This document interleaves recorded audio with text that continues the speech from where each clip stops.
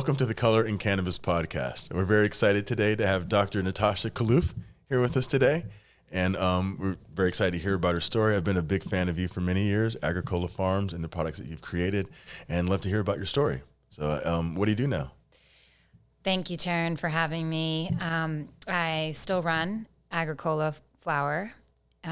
It used to be nursery as well, and I do some nursery production, but it's not so much cannabis anymore, though my flower is cannabis, along with other flowers. And then I also have a practice in Sonoma County where I have a integrative medical clinic.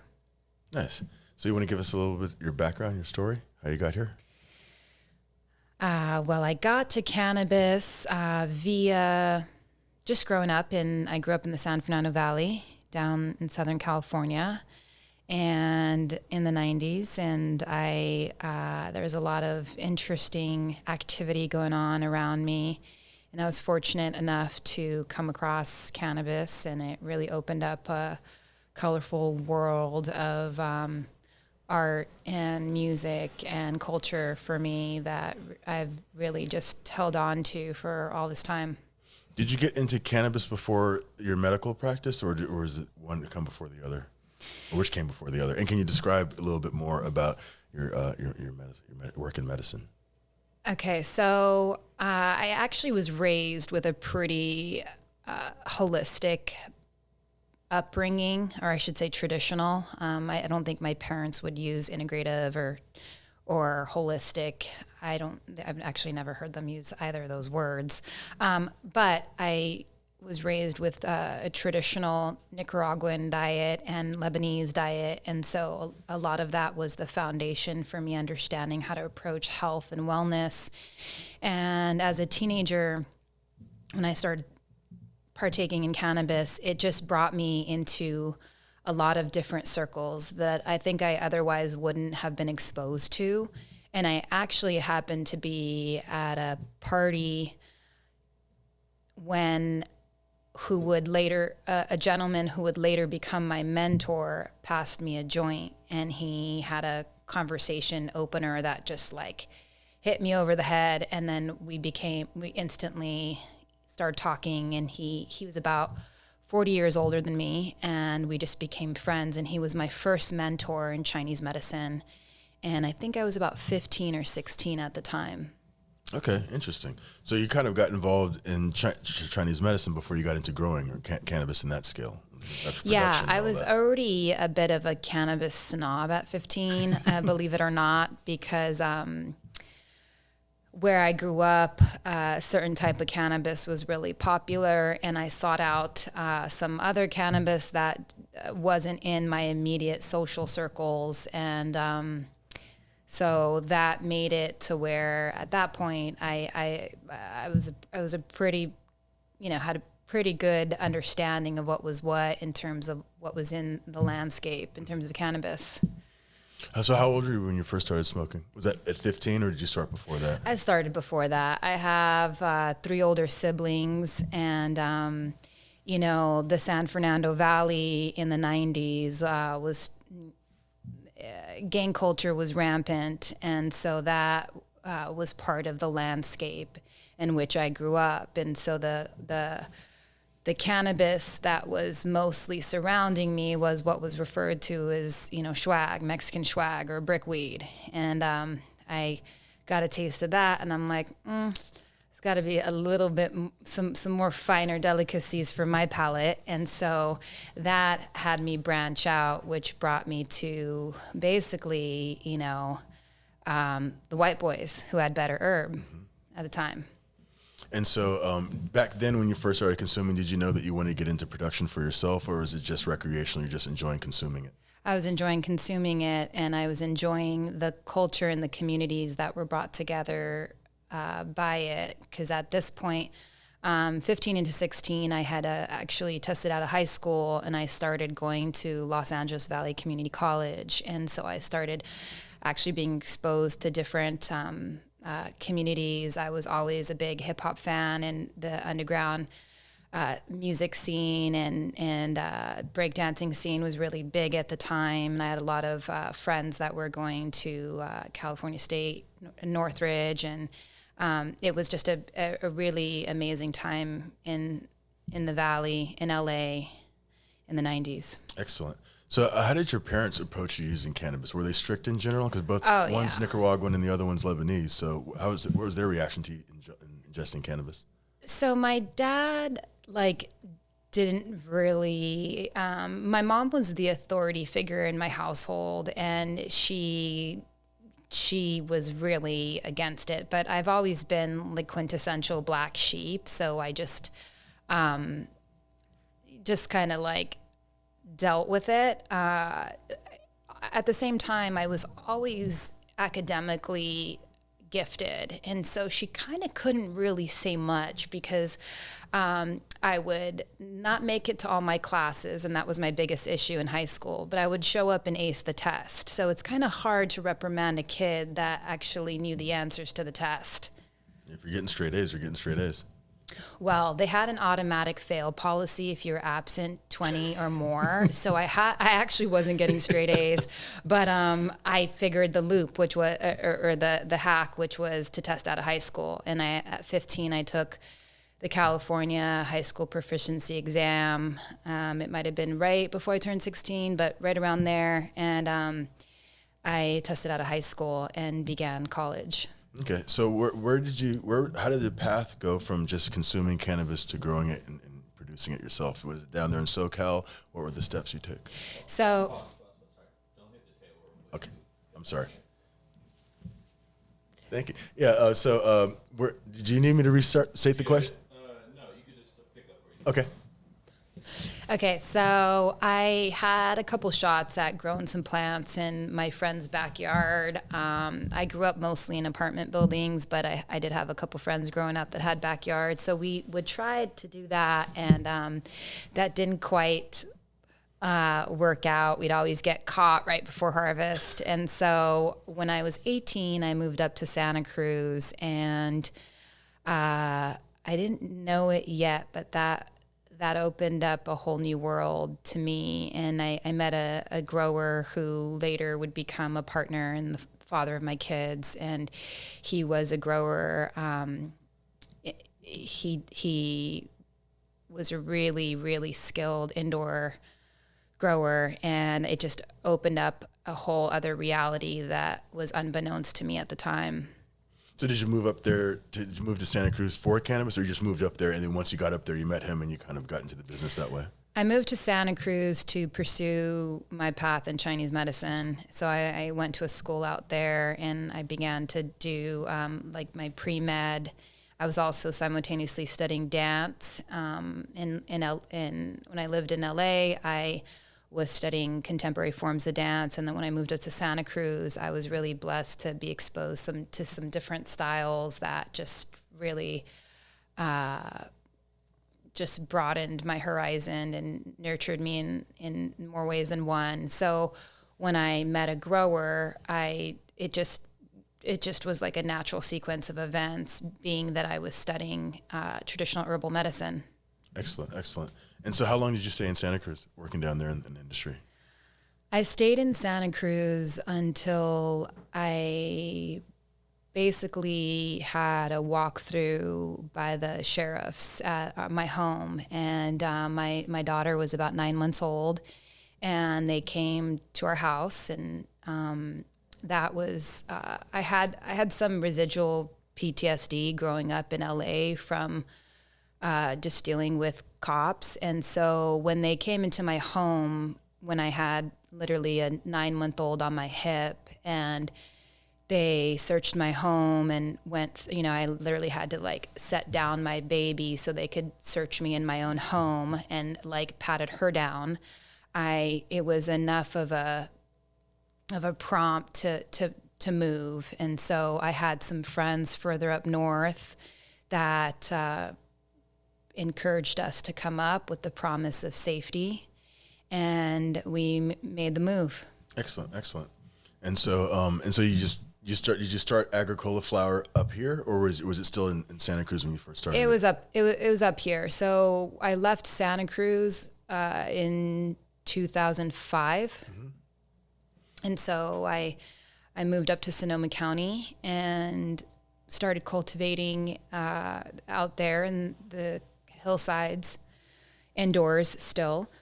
We would do some outdoors, but mostly we were growing indoors. And at this point, we had quite a few Prop 215 recommendations on file, and I was still working in LA because I had a lot of connections and folks that I had grown up with that were now in the industry and having dispensaries and retail outlets that were really beneficial to us at the time.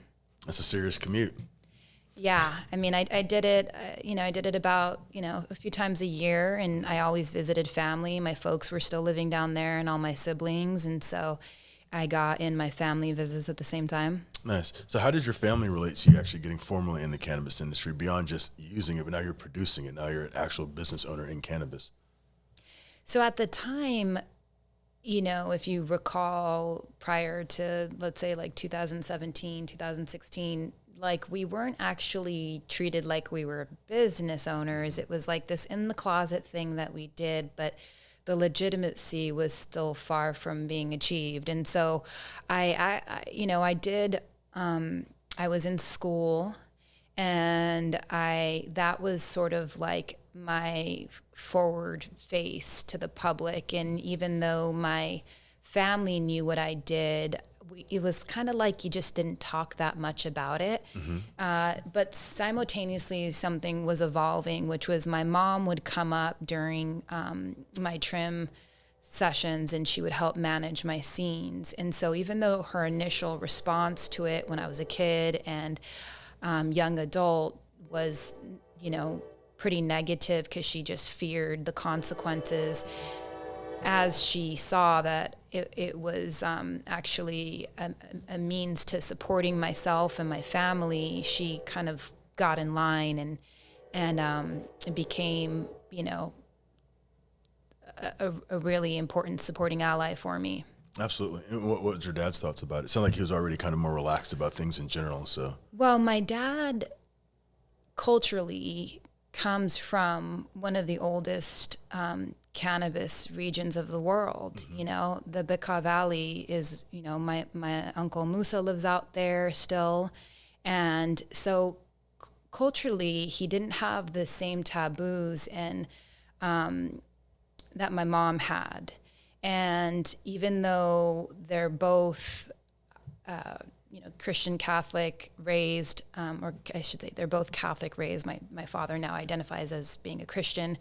My dad didn't have the influence of like the church telling him that it was such a bad thing and all drugs and are evil. It was, I don't know how they approached it in Lebanon, but I could just tell he was just cool with it. And I remember one time when I was a kid, he actually asked me to get him some hash, and I was like, hash? I was like, who has the hash? Because like I said, I was still navigating, like finding the good herb. And so I remember it became like this, whole big journey to find the good hash, which was really beautiful when I met, Frenchie, because he's like, oh, you're Lebanese? I'm like, yeah, I'm Lebanese. And he knew all about it. So I was like, yeah. So, it was great when I got to bring my pops some hash from Frenchie. And yeah. That's really cool. I think so many of us just presume that so many cultures are people who actually come from another country, they're immigrants, that they're a little bit stricter about things. And I think we take for granted that the fact that there is a cannabis tradition in many other countries. So when people are coming in from these countries, they don't automatically have the same prejudices we do because they have their own cultural background to it. So did anyone in your family ever produce cannabis like in Lebanon or anything? Is that part of your family line over there? Or do they respond to that when you tell them what you're doing now? Do they respond to it as if this is something that is continuing on culture, part of their cultural tradition? Yeah, so I think, to answer one of your first questions, no one in my immediate family in like the last, I'd say 75 years has been like in Lebanon, has been producing cannabis.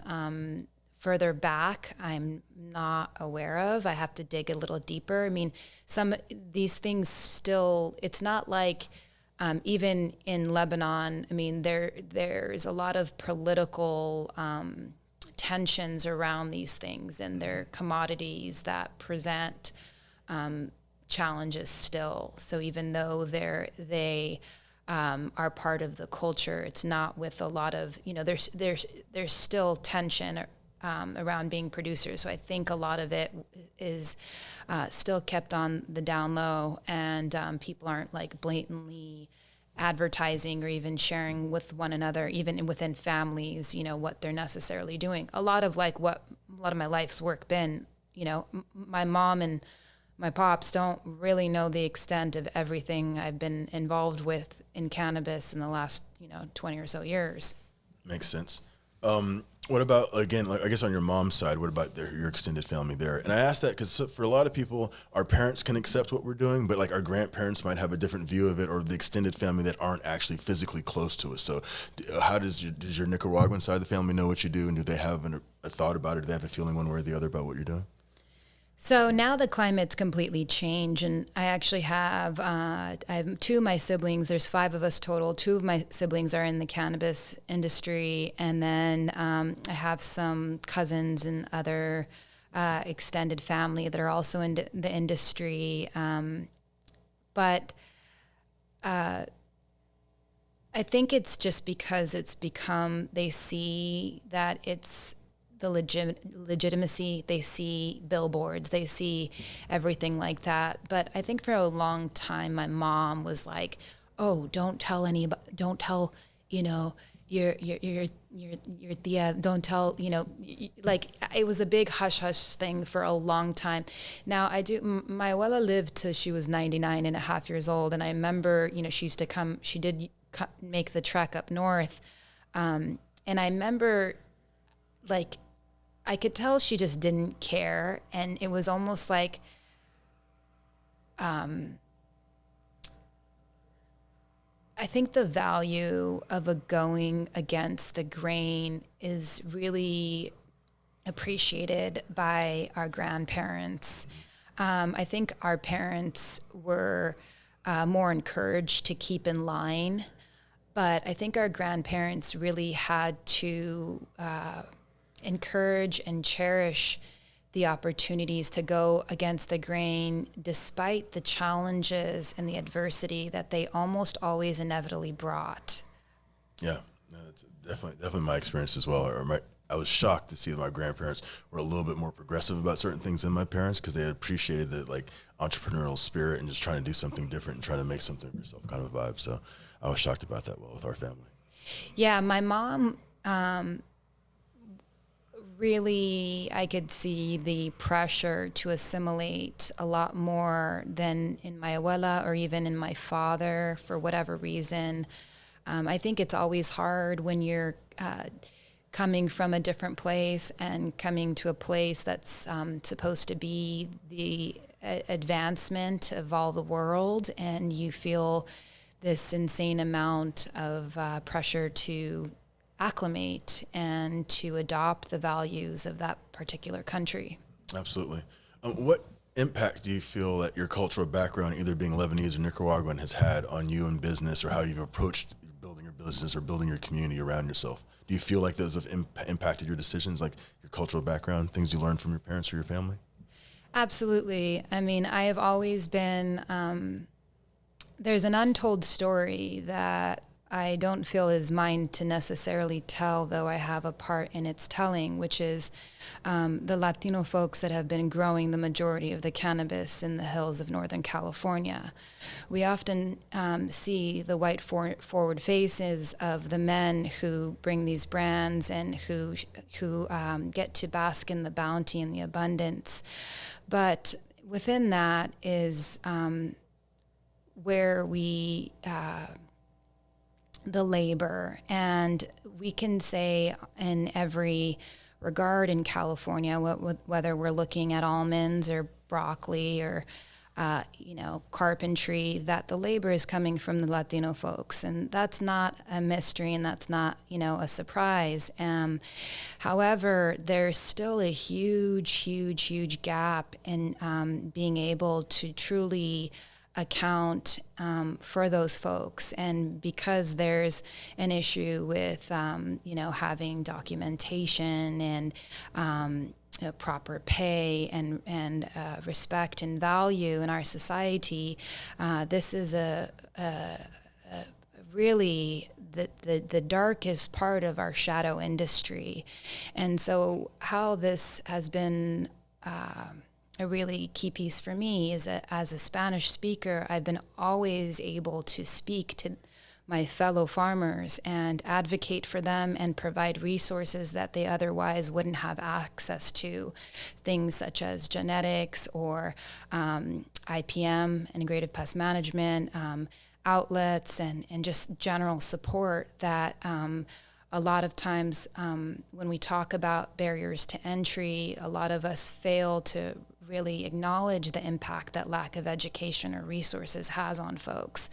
So I will always have a part of me in that world and be advocating for my people in that way. And so it's my, mom's blood in me that has made me really about that. My mom is still a really big advocate for so she lives up north now, and she still has her crews of folks that she helps and advocates for and connects with job placement and make sure that they're being taken care of and make sure that they get paid. And that's a really big thing because so many folks, will work a season, they'll grow someone's entire crop, they'll get kicked off a farm, they'll get beaten, they'll get threatened with the cops, and they're literally the grower, but they don't own the land, and they don't own the resources, and they don't have papers.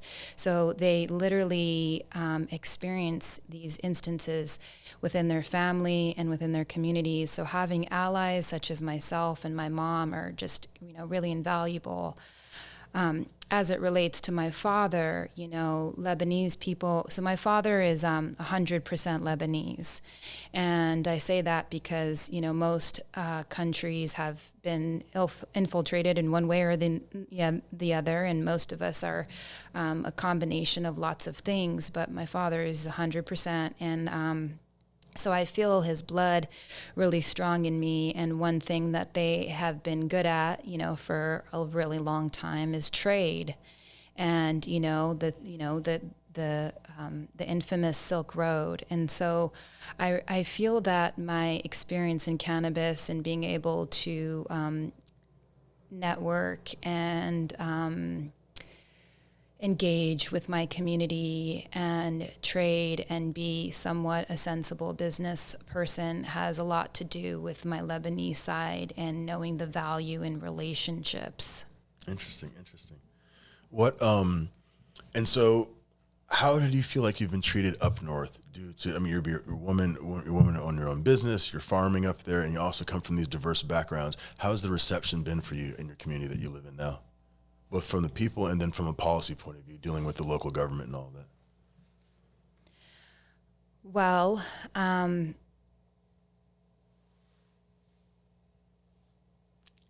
one hand, I think that being a woman affords me a certain amount of approachability, and I appreciate that because I do think I because of my education and some other factors that they're, working with the ways in which I intimidate people is always an interesting thing. So you are kind of intimidating, I ain't gonna lie. So I appreciate that I'm a woman because I do feel that I'm a little bit more approachable. At the same time, I have these other things that make it to where they might negate that. In terms of being respected in this industry, I've had to get really good at being really good and being okay with essentially not getting credit most of the time for being good. And so I'm one out of 5 kids. I was usually the kid that got blamed and never got acknowledged. So I'm like, it's like, It's normal. I'm like, you know what? No big deal. Like, but you know what? I'm like an incredible cook in my family, and I've worked my way into my mom's heart through my cooking. And so like, I've also seen the value of just like really sticking your head down and like getting to your work and just having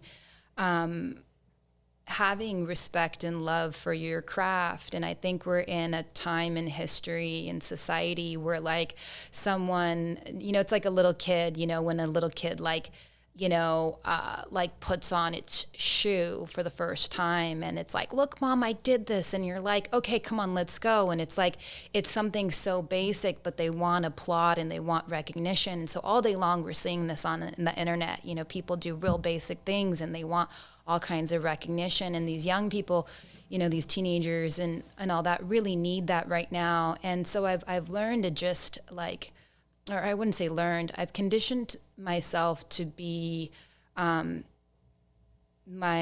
number one, I won't say fan, because I'm actually like my biggest critic, but I just like knowing at the end of the day that my opinion is what matters most. And if I'm pleased with my work and my ability to get a job done, like that's the greatest satisfaction to me. And I've conditioned myself to not actually need outward applause. Mm-hmm. And I think that that's really rare. And at times it's, some can perceive that as harmful, because now are you anyone if you don't have X amount of followers? And, I still really value the intimacy of one's work.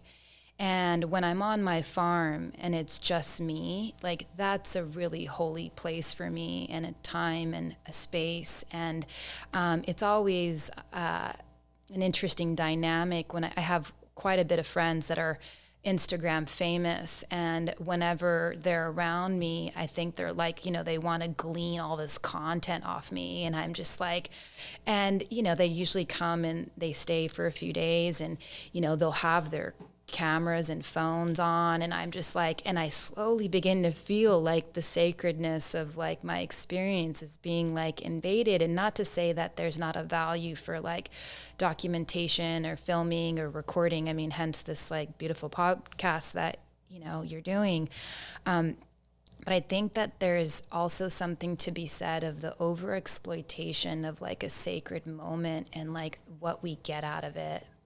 So absolutely. I forgot what that question was. No, that was good. That was a good answer. We'll stick with that 100%. What are some of the policy hurdles that you're dealing with now? Okay, so I became unknowingly and not trying to, I became one of the first people permitted in Sonoma County. I'm the only woman, and there's not a whole lot of diversity in that as well. The first permit or first equity permit, or just first permit at all? First permit, first cultivation permit. Amazing. I actually was the second, but the first is no longer. So I'm now the longest running cultivation permit in Sonoma County. Excellent. And congratulations.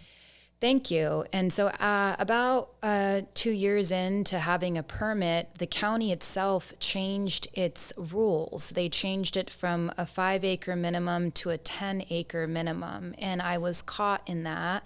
And they promised me that they would, quote unquote, grandfather me in, and they would create a pipeline revision to where, despite me not meeting that requirement because I had got in previous to them changing the rules, that they would honor me. That caused me to have to, when I went in for a renewal, I had to reapply entirely, and that was in 2020 after having a permit for 2018 and 2019. And so I reapplied through the building department, when previously I was dealing with the agricultural department. And then lo and behold, COVID hit in March. And so my application and my processing got queued up, even though I was allowed to be in operation. And for the last 3 years, I've been in queue, and now I'm officially up for my public hearing. So I, been licensed and permitted 2018, 2019, 2020, 2021, 22, 23. And now I'm up for this public hearing where they're telling me they're formally going to recommend my denial. So I have, obviously a vested land rights interest in my land, being that I've been cultivating there for 6 years and have developed it for cultivation. And so in Sonoma County, they have been guilty of doing a lot of really questionable things. And I know a lot of folks that are challenging and creating and setting precedents and in their own individual way. My particular situation is such that I was given permission, they changed their mind, and now they're trying to take it away. So that is really prompted by, I'd be remiss if I didn't mention that has to do with my local community. I'm in an area where most of the available and eligible parcels of land for cultivation wound up. And that's where I found this piece of property and got my permit. But it also happens to be the most conservative area with very, very little diversity. So when I came up there, before I stuck a shovel in the ground, they saw that I was a woman. They looked at my name, and they pretty much started a slur campaign against me, talking about the crime that I was going to bring in, the property value I was going to decrease, the smell that was going to make them sick, and the guns and their safety and all that. And that was literally, like I said, before I even stuck a shovel in their ground. They were organizing town hall meetings against me. They did not include me. I went anyway. I sat without being known, without any of them knowing it was me. I listened to their concerns. I tried to respond by having my own town hall meetings to educate the community. And now I've been there for 6 years. So they see that I haven't increased the crime. They see that I haven't decreased the property value. They see that the smell is not really the nuisance they thought it was. And simultaneously, I will say, I cultivate on 1/4 of an acre, and my property is about 5.5 acres. So that's like a fraction of my property, which was all non-native grasses. There wasn't a tree on my property to begin with. Across the street, it's about 300 acres of grapes have gone in. So there's an entire vineyard on the hillside that was this beautiful rolling hill pastures. And I know that vineyard and the installation of it, which has happened in the last few years, has gotten a fraction of the pushback that my legal cannabis farm has gotten. And why that's really interesting, and the role I play in Sonoma County and part of my history, which you asked me about earlier, is from day one, I've always been a really big advocate for people having access to clean medicine. And as I evolved as a grower, I began to see that a lot of folks were cultivating without a conscience, and they were using things that would render this plant in its final product not really good medicine. And so I prided myself on being able to bring really clean quality medicine to my collection of Proposition 215 patients and the dispensaries that were working with those patients as well. And so when I got my doctorates and became a licensed primary care physician, I was really committed to still educating other healthcare practitioners and advocating for accessibility and also education and resources around the use of medical cannabis responsibly. Not everybody is going to be a smoker. Not everyone's going to appeal to edibles. And so there's a lot of modes of delivery, and the therapeutic action of cannabis is quite large.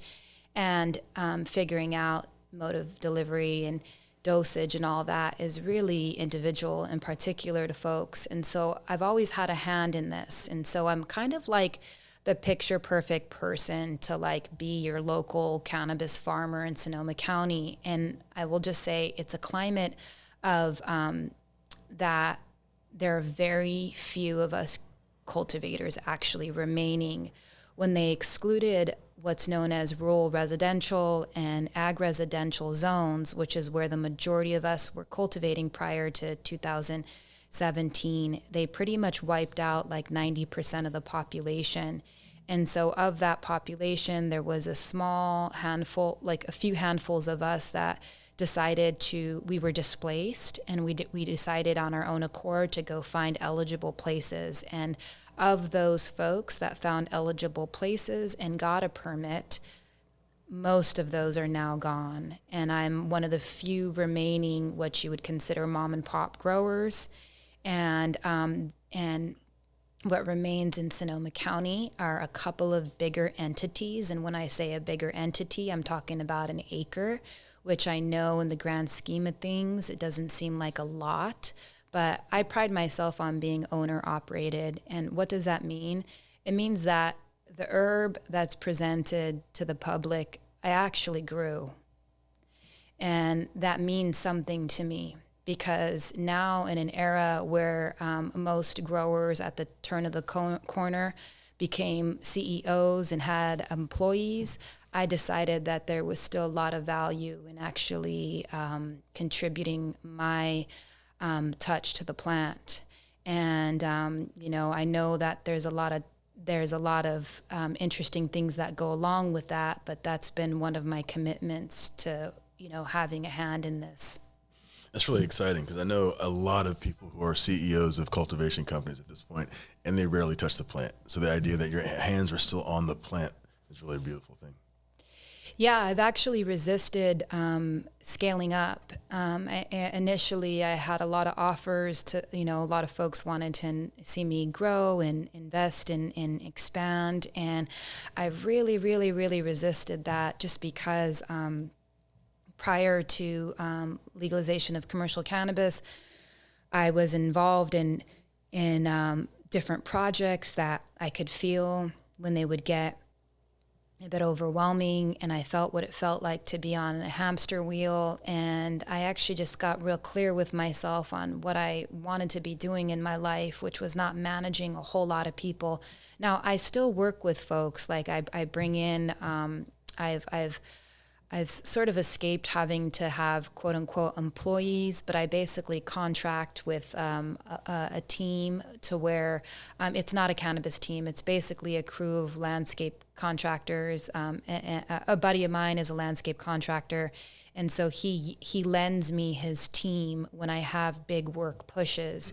So that's like a few times a year, that's during planting and trim down and harvest. I bring in helping hands, but on the day-to-day, I'm the one who makes the decisions, and I'm the one there with my plants. I start my seeds, I transplant my babies, and I see them through. Excellent, excellent, excellent.